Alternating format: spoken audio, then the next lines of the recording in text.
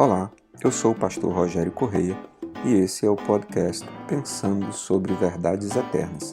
Seja bem-vindo.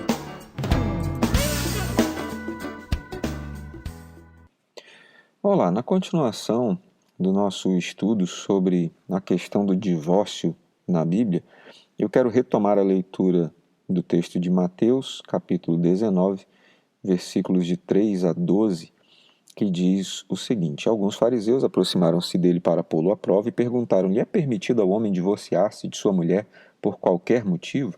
Ele respondeu: Vocês não leram que no princípio o Criador os fez homem e mulher e diz: Por essa razão o homem deixará pai e mãe, se unirá à sua mulher e os dois se tornarão uma só carne? Assim eles já não são dois, mas sim uma só carne. Portanto, o que Deus uniu, ninguém o separe. Perguntaram eles: Então por que Moisés mandou dar uma certidão de divórcio à mulher e mandá-la embora? Jesus respondeu: Moisés lhes permitiu divorciar-se de suas mulheres por causa da dureza de coração de vocês.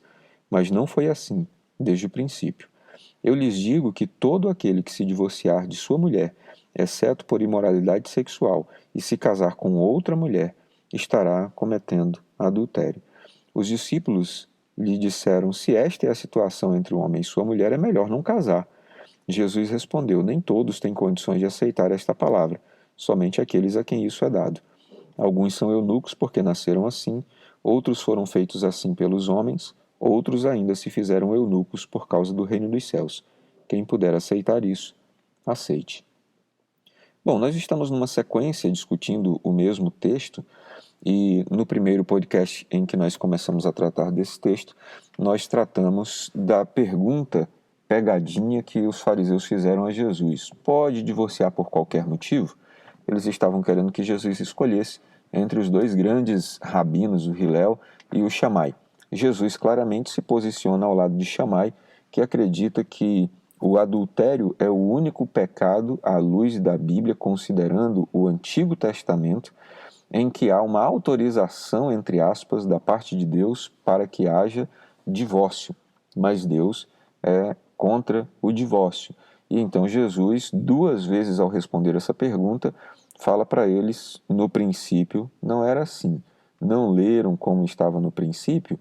No princípio estava escrito: deixará o homem pai e mãe, unir-se-á à sua mulher, e os dois se tornarão uma só carne. E diz ainda Jesus: o que Deus uniu, ninguém o separe.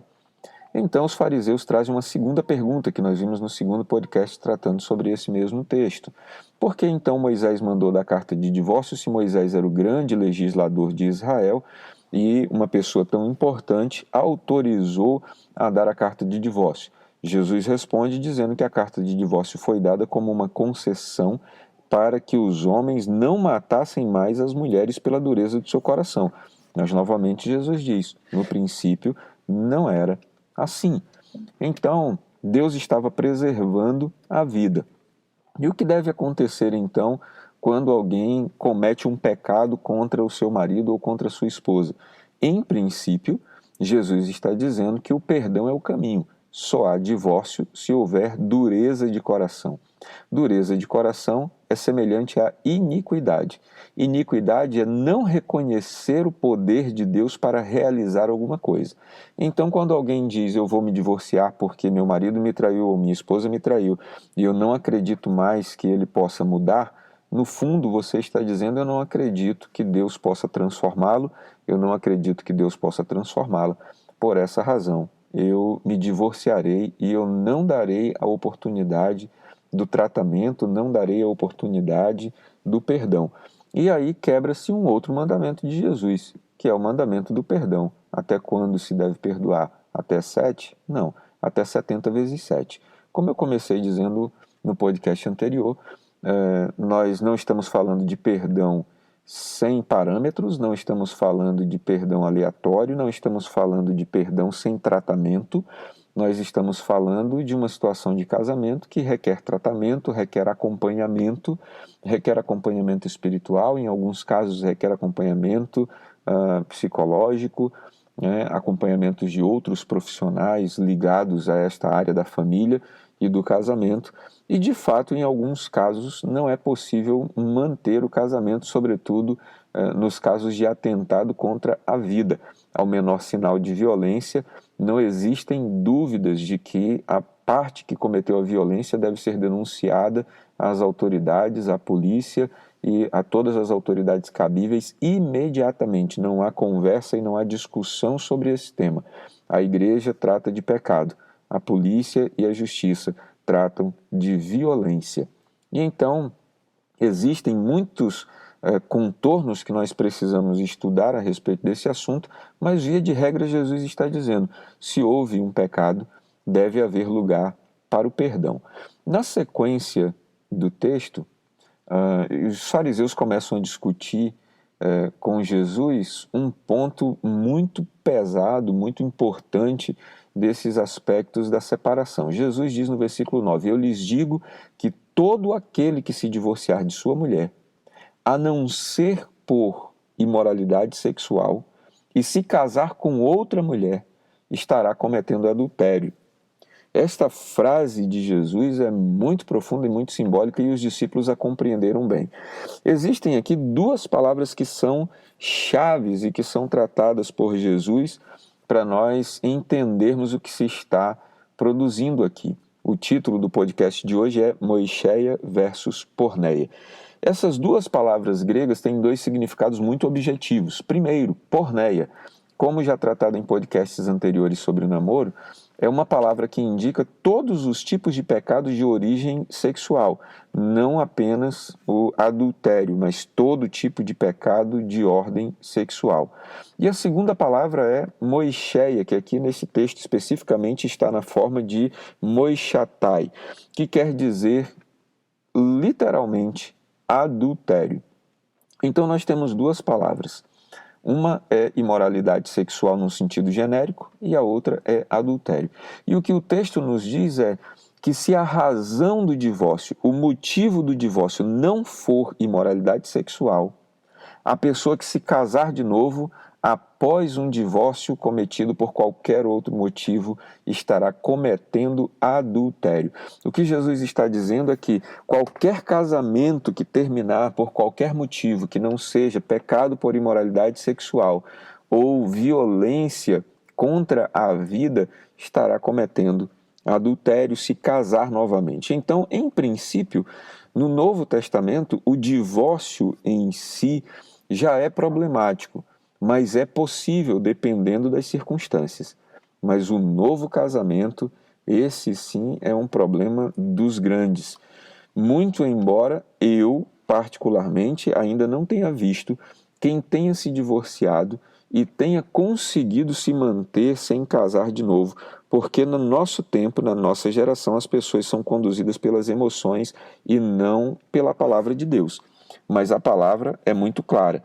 Qualquer que se casar de novo comete adultério.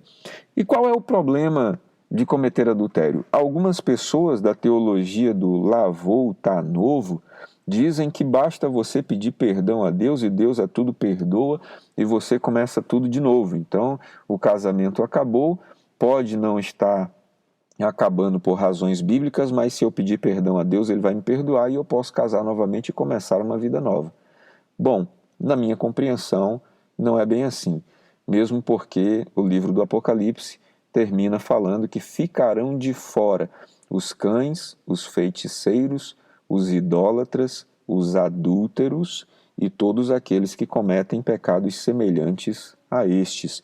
Portanto, viver uma vida de adultério, ou seja, terminar um casamento sem razão bíblica e começar outro, é adultério. E viver uma vida de adultério pode comprometer a sua salvação, pode deixá-lo de fora do reino de Deus, pode deixá-lo de fora da eternidade. Por isso, casamento é um assunto tão sério. Divórcio, um assunto seríssimo. Novo casamento à luz das Escrituras, um assunto espinhoso e complicado. O que Jesus está dizendo é que um casamento que termina pelas razões modernas que nós ouvimos, olha, acabou o amor, eu não consigo mais conviver, nós temos muitas diferenças, nós temos incompatibilidade de gênios, ou qualquer outra expressão dos tempos modernos, a meu ver, interpretando este texto bíblico, não constituem razão para encerrar um casamento.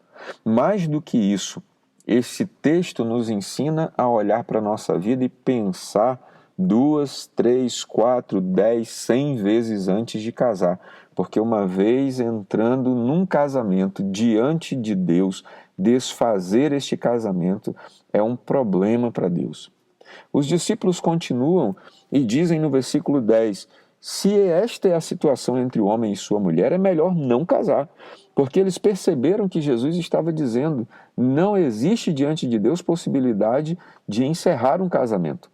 Porque se alguém cometer adultério, precisa perdoar. E se encerrar o casamento por qualquer motivo torpe, que não seja a porneia, que não seja imoralidade sexual, vai virar moixéia, vai virar adultério. E os discípulos que estavam acostumados na cultura judaica de terminar casamento e começar novo casamento por qualquer motivo, ficaram escandalizados e disseram para Jesus, então é melhor não casar, porque se casar a gente não vai poder desfazer o casamento. E Jesus disse, é verdade, mas nem todo mundo consegue aceitar essa condição.